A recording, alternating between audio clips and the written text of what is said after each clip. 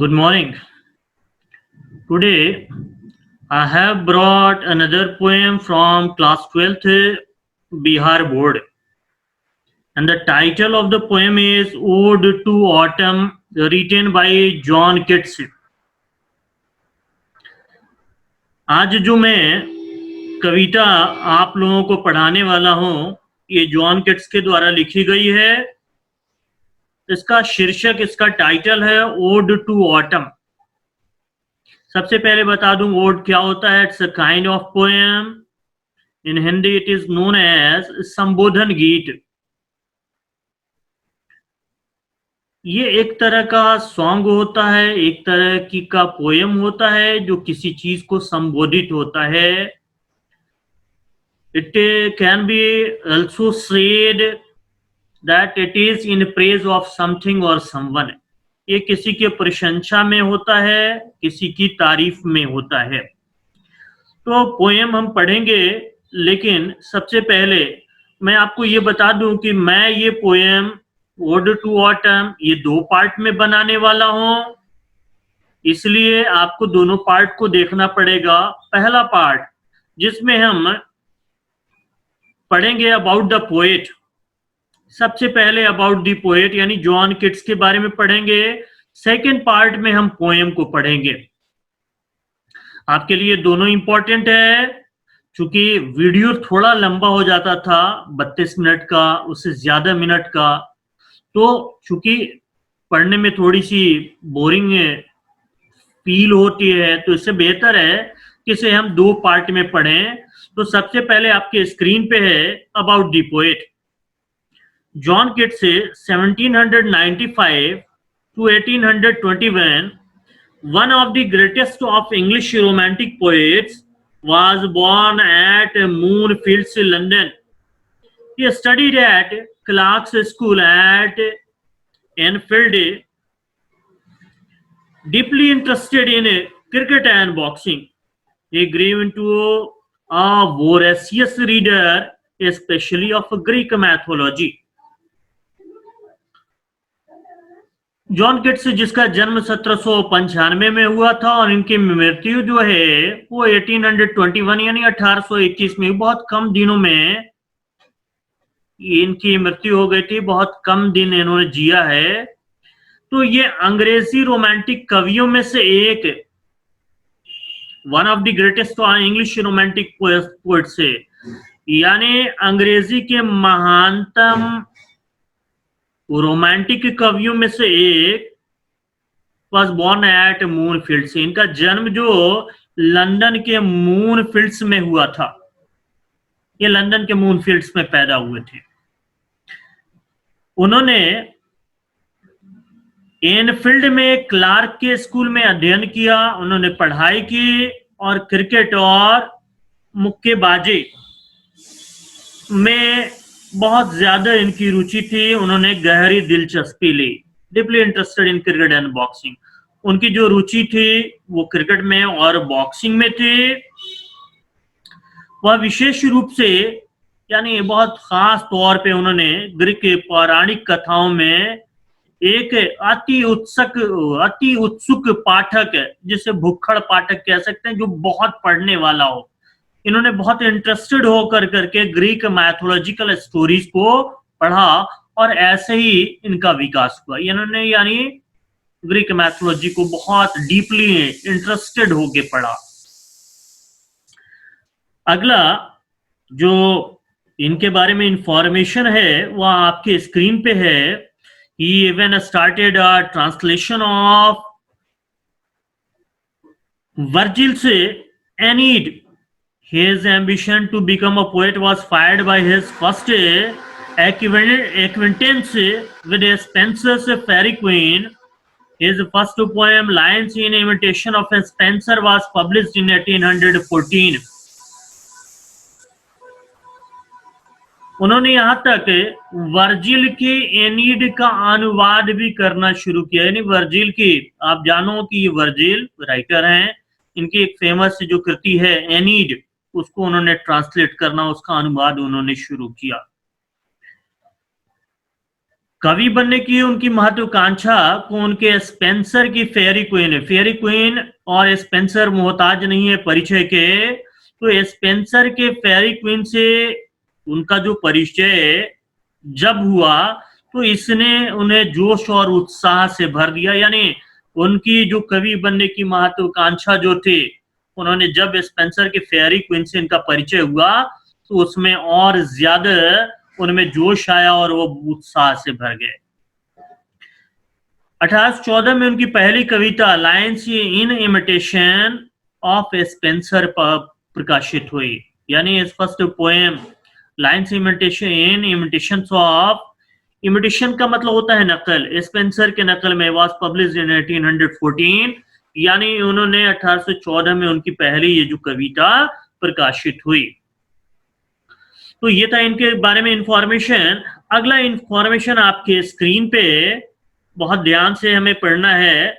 तो इन्होंने his first volume of poetry entitled Poems was published in 1817. His poem Endymion was well appreciated by Wordsworth. It was published in 1818. 1814 में उनकी पहली कविता का पहला खंड, यानी इनकी पहला काव्य खंड उनका प्रकाशित हुआ। नाम था पोएम से, यानी पोएम से नाम की उनकी कविता खंड, पहला खंड उसका प्रकाशन हुआ, फर्स्ट वॉल्यूम ऑफ पोएट्री। उनकी कविता एंडेमियन को वर्ड्सवर्थ द्वारा खूब सराहा गया। आप जानते हो रोमांटिक पोएट वर्ड्सवर्थ के बारे में, नहीं जानते तो मेरे वीडियोस को देखते रहिए, मैं वर्ड्सवर्थ के बारे में भी आपको बताऊंगा। तो वर्ड्सवर्थ रोमांटिक पोएट हैं, उन्होंने इसकी कविता को बहुत ज्यादा इसकी प्रशंसा की। It was publish in 1818। ये जो एंडेमियन जो था 1818 में प्रकाशित हुआ था। अगला इंफॉर्मेशन आपके स्क्रीन पे, is words on indolence, on a Grecian urn, to Psyche, to a nightingale, on melancholy and ode to autumn made him a great romantic poet of English literature. So did Lamia and Hyperion. उनके जो odds हैं, यानी संबोधन गीत जो मैंने बताया, जो ओड्स आपको पढ़ना है, ओड टू ऑटम, तो इनमें से जो उन्होंने ओड्स जो था on indolence, on a Grecian urn, to Psyche, to a nightingale, on melancholy and ode to autumn, उसने उनको अंग्रेजी साहित्य का एक महान रोमांटिक कवि बना दिया। यानी ये सब कविताएं ये जो संबोधन गीत ओड उनकी जब प्रकाशित हुए तो ये सबसे महान कवियों में रोमांटिक एरा के ये कवि बन गए। और ऐसा ही लैमिया और हैपेरियन, इनकी जो पोएम्स हैं, ऐसा ही उनका, यानी उनको रोमांटिक कवियों में बनाने में, इन रोमांटिक कवि में उनको स्थान दिलाने में हाइपेरियन और लैमिया का बहुत महत्वपूर्ण स्थान है। अगला इंफॉर्मेशन आपकी स्क्रीन पे, he died of tuberculosis in 1821 at the age of 26, but within this short span of his life he was able to achieve greatness. वह 1821 में 26 साल की उम्र में ट्यूबरकुलोसिस, तपेदिक बोलते हैं या टीबी की बीमारी कहते हैं या क्षय रोग कहते हैं, से उनकी मृत्यु हो गई, वो मर गए।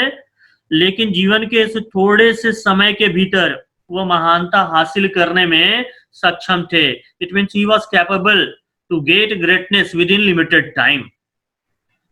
महान कवि हैं, बहुत महान कवि। मात्र 26 साल की आयु, 3-4 साल 5 साल इनका बमुश्किल इनका राइटिंग कैरियर है, इसमें उन्होंने अपने जीवन को कहां से कहां पहुंचा दिया, मगर 26 साल की उम्र में इनकी मृत्यु हो गई। अगला जो इनके बारे में इंफॉर्मेशन है आपके स्क्रीन पे, इस poems and letters have depth beneath their beauty and reflect his awareness of the pains and sufferings of life. To him, a thing of beauty is a joy forever, and beauty is truth, truth beauty. उनकी कविताओं और उनके जो पत्र थे उनकी सुंदरता के नीचे गहराई है, यानी उनके कविताएं और पत्र अपने खूबसूरती के नीचे गहराई भी रखती हैं, यानी अर्थपूर्ण हैं और जीवन के दर्द और पीड़ा के बारे में उनकी जागरूकता को दर्शाते हैं। यानी कि जब कविता को पढ़ें और उनकी पत्रों को पढ़ेंगे तो पता चलेगा कि उनके जीवन का दर्द, उनकी तकलीफ और वो जीवन के प्रति कितने जागरूक थे, ये सारी कविताओं के माध्यम से पता चलेगा।